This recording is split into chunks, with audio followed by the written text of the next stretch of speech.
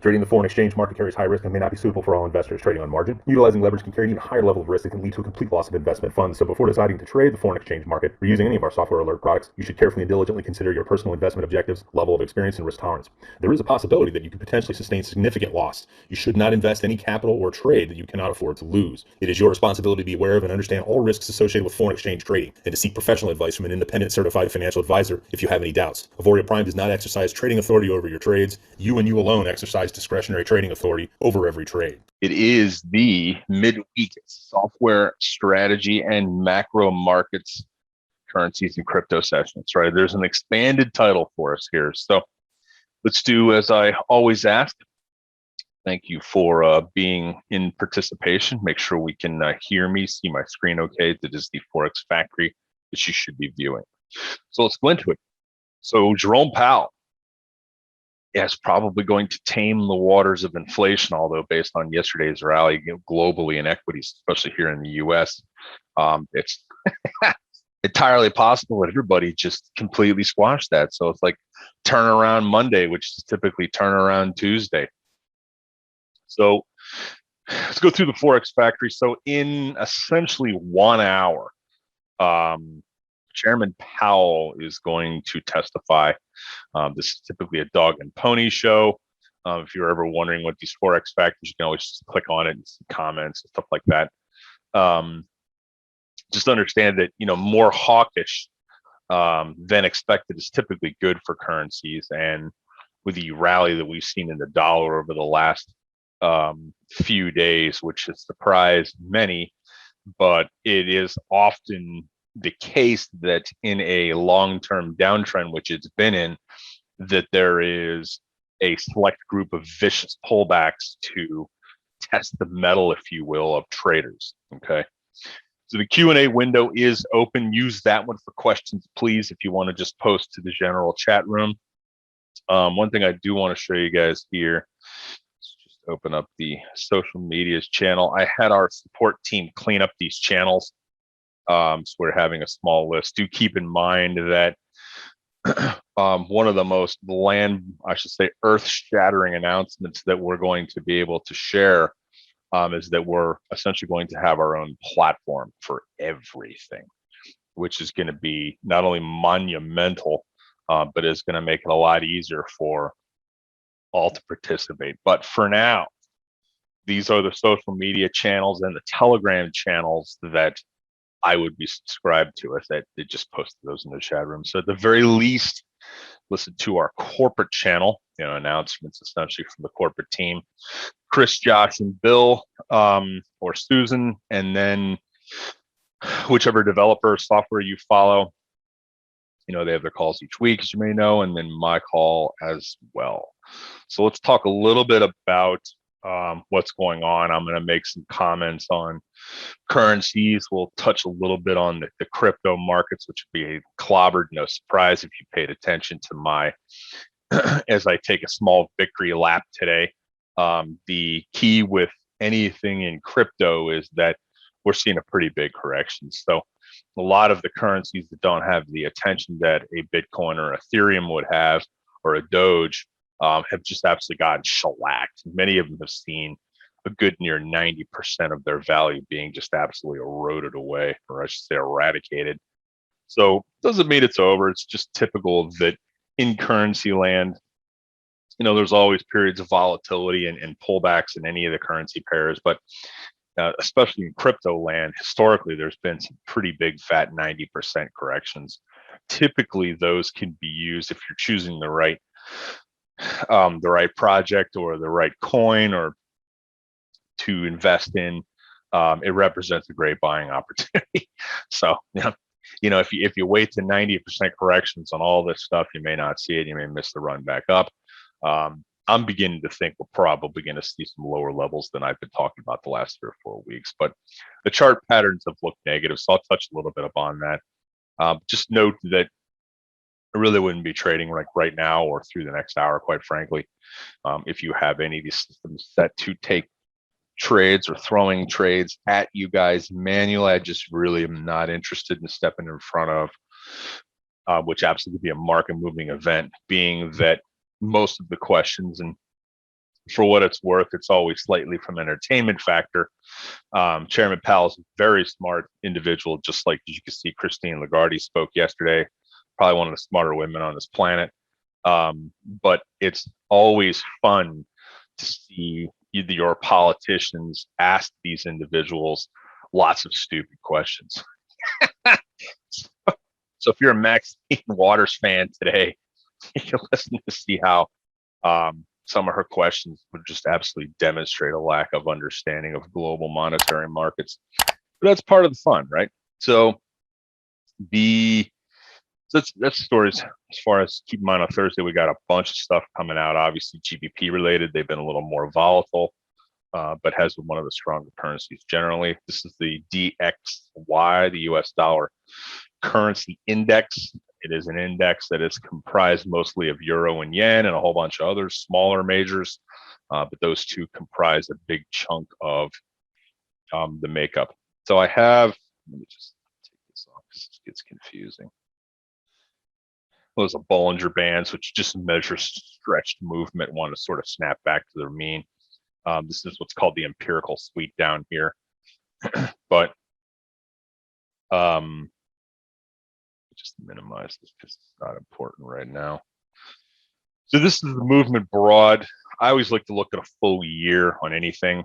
So essentially this is a full year of the dollar index's decline.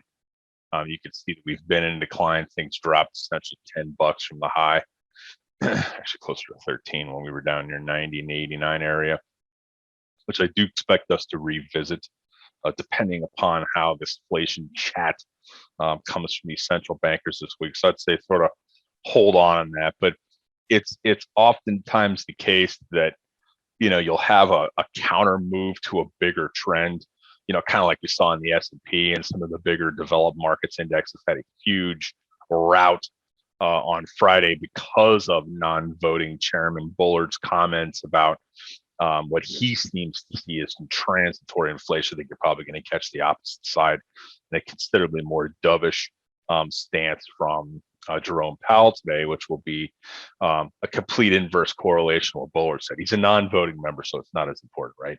But it is interesting that he is signaling, if you will, which is why the markets got clobbered on Friday, a sort of global dissension, if you will, among the regional governors. What does all this mean?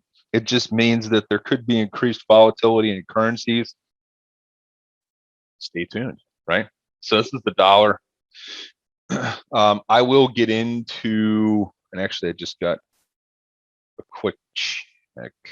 Let me just make sure everything's showed up okay.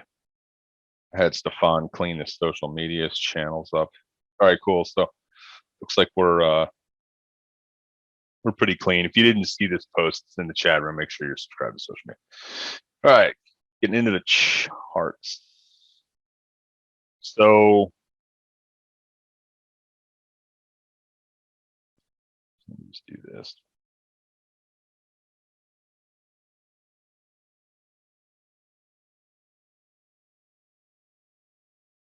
A little easier to see. Not related to currencies, but I think this is important too. So this is the movement in U.S. equities, 500 largest capitalized stocks, called the S&P 500. It does have effects to the currency markets and some of the other cryptos, obviously. So you want to pay attention as a potential factor or causation of movement in those markets. But we had what many thought was going to be a pronounced decline and then an absolute face ripper move. So this is why this is a great example, just purely looking at price action, right? Each candle is a single day, represents a day, a normal trading hours day. And once we came down to, which was arguably, and this essentially just formed a support line, but it was quite evident that this is probably darn near a center line in terms of the market profile and the volume analysis I've showed a little bit. And by the way, I did do a little bit of more of an advanced, deeper dive. I'm not sure if I mentioned this on Saturday, but for those, here, let me just go into the market watch. So here is, always go into view the channel or just click on the different pictures. You can see what's going on. But I did post this in the room. This is absolutely 100% a risk management thing. I'm actually going to be talking about this in Orlando a little bit. These are stuff that I probably had memorized, or at a very minimum, this would be something that is printed out, that is in front of your trading systems or your cork board, if you will, as I call it. This is something I've had printed out, and I'm always looking at this, so I know when I'm taking trades. And certainly this applies as much to trade sizing for maybe more of a manual arrow trading, or just generally setting up any of your automated or semi-automated EA systems. Is just understanding how drawdown affects the recovery rate, right? A lot of people think, well, if the account drops, 50%, I got to have a 50% return to get back to even. No, you don't. You have to have a 100% return, right? So, and that's right here. So, use look like how many trades. If more so than anything, when you're looking at this piece, it absolutely solidifies from just a pure statistical analysis perspective why you have to really understand one of the most important components of risk management. That's trade sizing, right? Trade sizing in relation to the size of the account. So most vast majority, I'd say well over 95% of the traders that fail, they don't understand this. I mean, they have something like this memorized, right? How many consecutive losses? I mean, literally, I should be able to, as we've often joked on our trading floor we were on, we would just quiz each other. Hey, if you got a 50% win rate, what's the max consecutive losses you can have before your win rate and or your capital in the account takes a hit, right? And boom, you can just look right at it. 50% consecutive loss, 5 drops you down a ton versus having a much higher win rate, right? So as I always tell everybody, focus on high win rates, right? And here's a shout out to the Aero Group. These guys have had really high win rates on a lot of their trades, and we're launching a new trade room, and right now it's in beta test. But as it gets the communication and latency errors ironed out, or I should say latency time ironed out, the more riskier stuff that these guys trade in options land, it is absolutely going to become that much more critical that your win rate is higher, right? So, and the same thing, because a lot of times you guys will hear, and this just is an expectancy discussion of, I use trade size 3-to-1, meaning that I expect to get 3 times or more, hopefully, right? But at a minimum, 3 times more return off of the dollar that I'm risking to lose. So just in simple terms, a 1 to 3 risk return. But understanding this in terms of expectancy and then the potential growth. Okay, this is more of a pump you up box, but I think it's important to understand all of this, as I would challenge you guys, and I'll throw down the challenge to memorize this. Because I could tell you this, if I had a trade room, and let's say we have a trade room running, and we're trading options, and more than likely be a trade room would be trading options and equities from both a scalp perspective and or swings. So we'd have different components to what we're looking for. And obviously if it's options trades, it's the more scalp based or quick trades based on smaller time frame charts. I would want the vast majority of our subs inside the room to be able to just rip off answers to this without even looking at this, right? It's almost like you cover it up. Let's have a quiz, sort of forces everybody to get into that risk management mode, because this is the single biggest reason by far, next to a lack of education, obviously, but this is the biggest reason people blow out accounts. They don't understand how the correlations and how much losing streaks can just really kill you. So anyway, I'll step off there. So that's all I really wanted to talk about on that front. Let's go into currency land here. So DXY, let's go back to the reset. I would expect this to continue back down since we had a head fake, at least in my opinion, go back down and drop through here.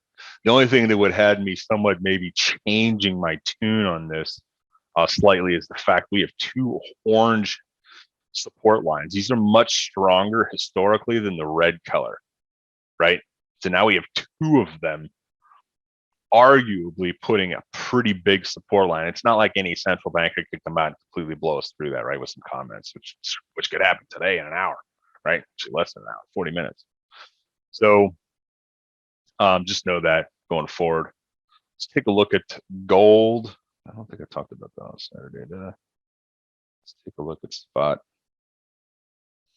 Now, again, big resistance areas right in this, because if you were to put a market profile chart on this, which essentially aggregates all the volume that executes, at least in our viewing area, which is from this point to here, you've got a center point in volume probably somewhere in this area right here.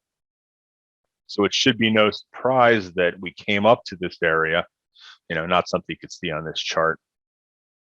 But my dotted line is essentially more than likely the center point. I was trying to eye this, right? And then you just overlay the actual market profile on to show it, which I did on my Market Watch channel. So for the question I just got on that, maybe I should just share this as well. I put in a sort of an advanced course on market profile. Used a couple of, there's a lot going on here, but I used essentially what this does is you're looking at this upper quadrant one in the upper left-hand corner, it's the Euro US dollar on a one-day chart just to make it easy. But what I've done essentially, if I've used the starting point from this point here in November all the way to current time, and I've overlaid the volume, and you can see that the volume point of control, that's where the most volume executed, is right here. So even though there may not be support or resistance, it was no surprise where oftentimes these point of controls, which is, I call it a center line, is in many cases the complete stop and reverse on something, right? So I put out a whole course. You can download the PDF related to volume and market profile from the channel. Don't want to get too much into that today. That's a tendency to lose a lot of people, which is, let your heart not be troubled in that arena. The key is just beginning to understand these newer concepts, because I could tell you, if I was all of the developers, everybody from Tyler, Destan, Nathan, Cash, the guys who are running his trade rooms, all the people with the new trade rooms, if they were to overlay a volume and time-based aggregated analysis via the profiles I show, it would make their win rates higher. It would add an additional layer to the confluence of whatever the bounce arrow go strategy is, or whatever the other strategy that's manually traded. And it will be, if we do a trade room with equities and or swing scalp equities and or breakouts using options, or trading the underlying equity for a breakout, it will be part of the analysis as well. There's so many things that can line up to be what's called a pocket of confluence than just the simple things I show, which are moving averages, right? Candles, which essentially just price action analysis from a technical standpoint, support and resistance lines. There's a lot of other things that you can show, but most institutional traders, regardless of the instrument that they trade, if it can have, just like spot gold as an example, or the GLD, if it can have a aggregated volume that is trusting, right, from an institutional trader's perspective, you can overlay profiles on it and see where everybody execute, right? See where the big areas of defending, or gaps, if you will, air pockets, as I call them, get traded through. And if you, if you just take, I'll show you. If you just take session volume and you overlay it here, guess we could do visible range too, but let's just do session volume. Again, not showing up.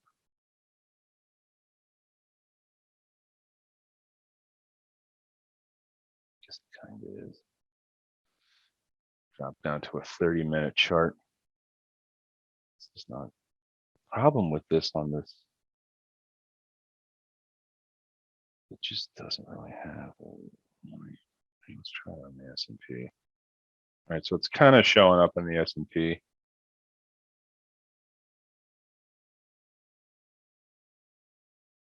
But it does, it just takes a fixed session volume and overlays a volume on it. And I haven't been able to get this optimized to be able to view it the way I want. So I haven't shown this to you guys other than on my other systems, just a more complex version of Trading View.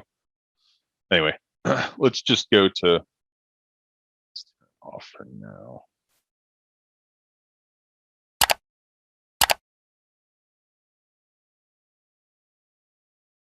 All right, so here's gold. Let's go back to the daily. Pull back to, which is probably support. This is definitely something I want to use the futures contract in addition to the spot to trade. So I'd want to know what do the profile levels look like on this, in addition to just this chart. So I guess maybe I probably should start to bring that into the discussion. I'd have to migrate a bunch of stuff over from my other systems.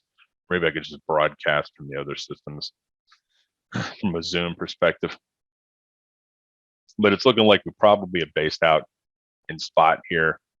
And yeah, this was not an expected move. So it's caught a lot off guard. Again, the goal of the market's bankrupt everybody, right? Always be prepared. But a lot of this had to do with the inflation. So, typically if the dollar is rallying, expectations that inflation can get ugly, it's going to usually clobber metals, which seems counterintuitive, right? Let's take a look at Euro USD dollar chart. I should say daily chart. Now, I haven't spent a lot of time looking at this the last couple of days because I was not in the office trading. But here's support right here. Pretty strong level. You can even argue there's another support line right here, which is probably the reason we bounced off that. There's enough decent aggregated volume on this that I should probably start putting volume profile charts on this. And here's the problem with how these pine script indicators were done by some of the guys I follow, which I've tried to bring in, is that the only thing that really matters in terms of trading this is the long-term composites.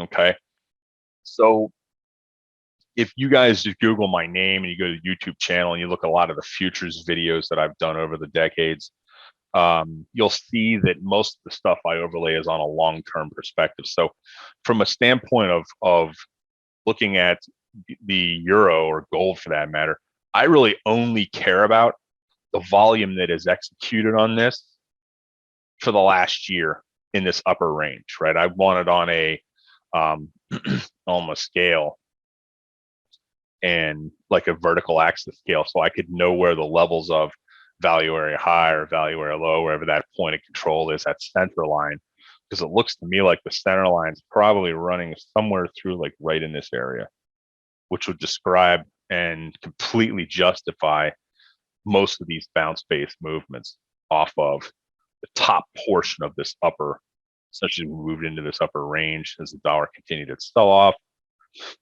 And now the, where this yellow line is right in this whole 1 spot 1920-ish area has been support.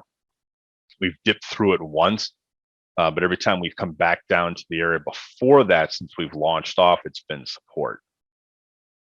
And the problem is it just continues to get murkier, so it's harder to show just from a pure price action perspective or support and resistance. Take a look at the pound. Same thing, still stuck in a tight range. Real solid support here at this one spot 36.70 area.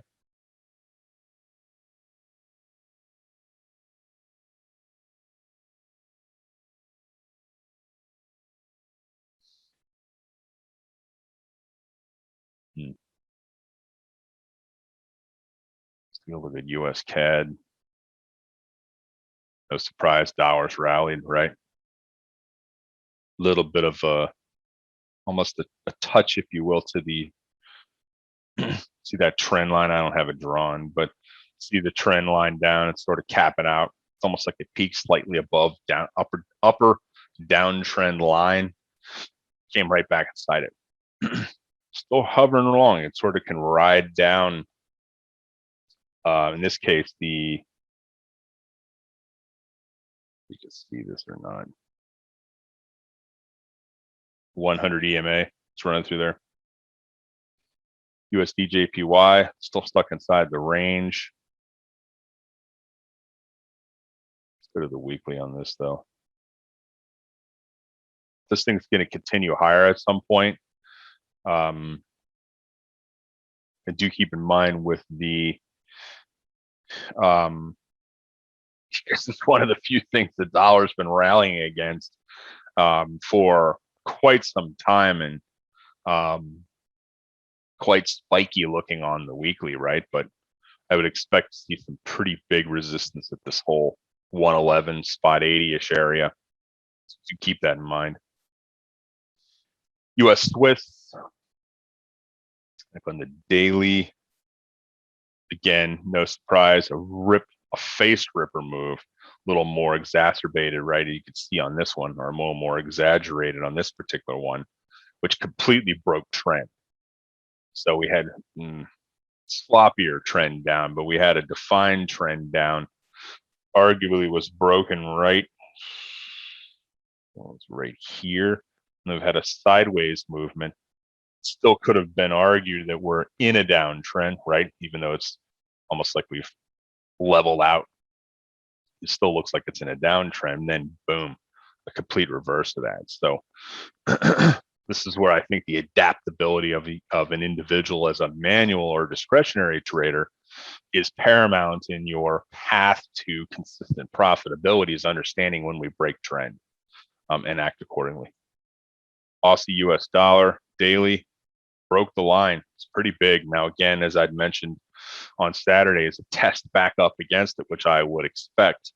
Historically, this is a little more treachery involved with putting on any swing or longer term based positions, but this is enough of a sort of like heads up that if I was an institutional trader and I didn't completely think that last week's moves in currency land were head fakes, which I do, this is where I'd be initiating a short position. So put this chart pattern, regardless of whatever indicators I could overlay on this, profile based or volume based, and any kind of Fibonacci, any of that stuff. This is the kind of test, if you will, up against a big area of, peaked under the 200-day, came right back up to it. And now if we continue to print a couple of dojis underneath this level, I just personally, obviously the dollar would have to continue to rally for this to continue to sell off. I just think that I wouldn't want to be accepting any long trades if we post a couple of dojis in this currency pair. It's more likely we're going down. And again, just statistical odds, right? You want to be on the coattails of the freight train, whether it's blasting through the station and or leaving the station, than you would be standing in front of it trying to hold it back, right? That's trying to get long down here. It would have worked for a snapback because we got outside of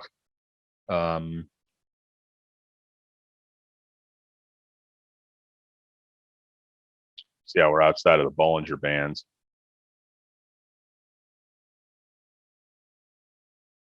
So you would expect the snapback, and this is where you would reinitiate. So hopefully you guys are seeing, because I know there's a lot of people in the room today, so I know we've got a lot of new subscribers.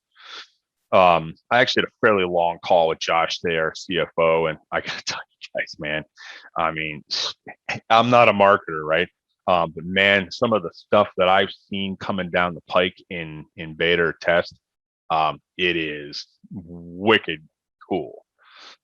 As I put on my Boston hat, and stay tuned for some of the stuff coming out, and or all kinds of other opportunities to make areas in other areas. Whether it be equities, crypto, options, more expansion into product line and crypto, stuff like that. Take a look at the Bitcoin chart while I'm on the subject.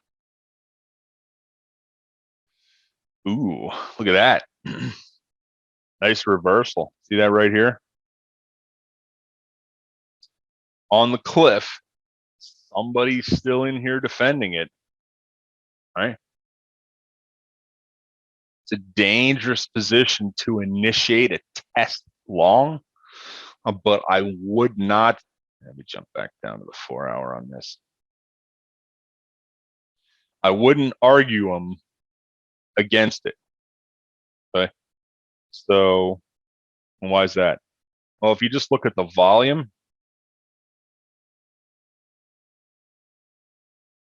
here's our comparison, big volume day, right? The volume on that. And then we've got, expand this down. Strictly 4 hour chart. How's that? 4,600 volume, is that right? This is approximately 11,000 in volume. That's the big number. Just goes to show you, as we peeked our head down there, you don't need to be a genius to be able to see this. And this is somebody defending this level. Doesn't mean we're going all the way back up to the highs. It just means that somebody's still defending the fort. See that? It's something you guys should be able to critically see. That, what was the low on this? So we jump to the 5. See if we can see where our hammer reversal is here. So here's the hammer reversal on the 5. Actually, you know what? Do the whole screen. Is that better for you guys? Whole screen.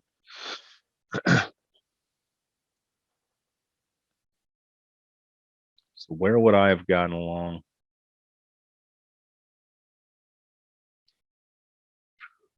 Notice the yellow line showing up right after this. We've got some metrics in the analysis of the support line, at least from a 5-minute perspective, that are showing we had a pretty big trade come in. This is just a 5-minute chart. It's what, 435 coins showed up? 422. This looks like a capitulation right here. But this looks like, because see, this is a hammer reversal. And then typically you'll come back down. I mean, this isn't like the end of the readings, and this must be the be-all reading, but I would, on any higher highs, which we saw 10 candles forward at this 29,000 area, this is where I would have been looking to see if there's any capitulation for maybe a test long from a short-term perspective. It's a pretty decent little T-shirt position. I'm going to take a snapshot of this. Let's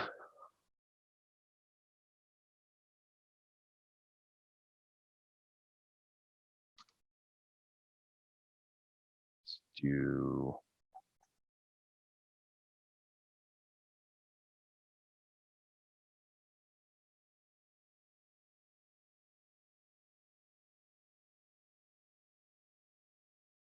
very cool.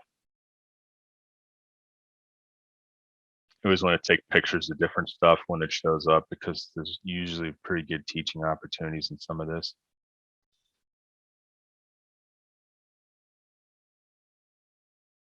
Maybe it's a little easier to see. Yeah, sorry about that. I see a couple comments here. Not the toughest. These candles are pretty small. Anyway, so let's go back to the big picture on the coinage. Let's take a look at dollar. Keep a little off topic here with short-term analysis. So ideally at this point, if this day finishes above a not as strong support level because it isn't yellow, I would want to see it continue to maybe build a base in this area, trading between essentially 30 and 40K on this. Ideally, the breakout point is 40. Now, from a normal standpoint, this is essentially your buy point. You really don't have any decent patterns other than what 18th of May, essentially a month of trading inside this range. Not that much of a basing pattern, especially in big term crypto land. But ideally, you'd want to see a handle form on this at some point in a potential breakout. Or you could take the analysis that I choose to take, and that is very simply looking for this possibly to be closer to 25 on a pullback. You know, keep in mind, just because somebody stepped in or a group of organizations or institutions stepped in to defend a level doesn't mean they're going to defend it again, right?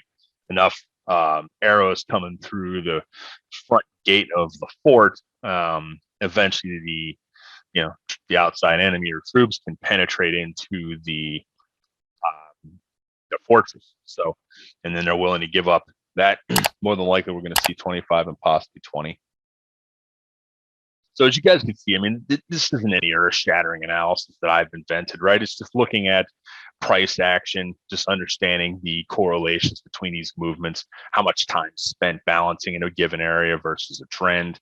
But we certainly broke trend, came up and tested against it. This is the area that I would have either sold all my coins if I was late to the game as this right shoulder formed and or waited for the neckline to crash. But then eventually we want to look to buy once we get down towards bottom.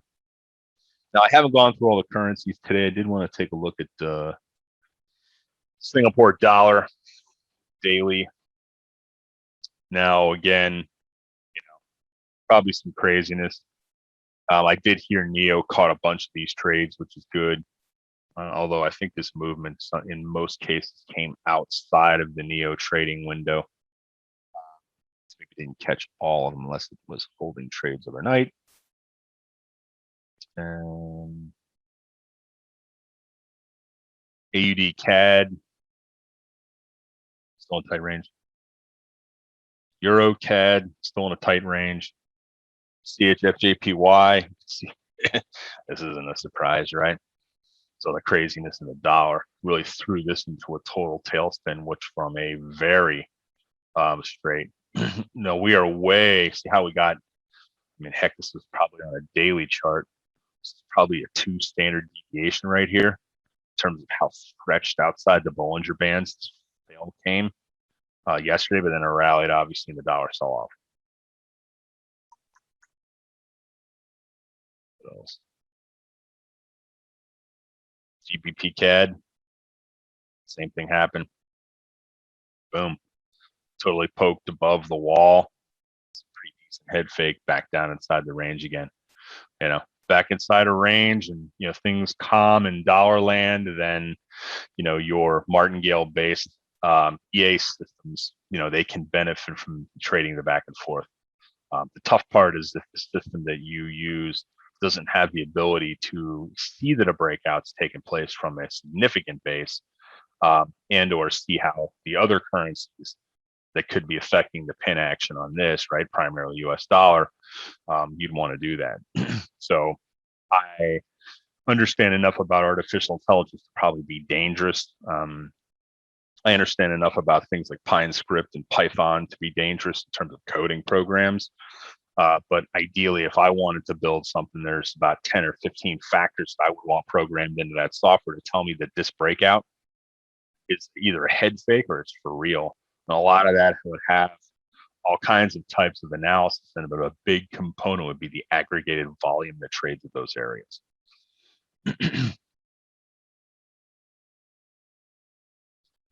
All right, what else?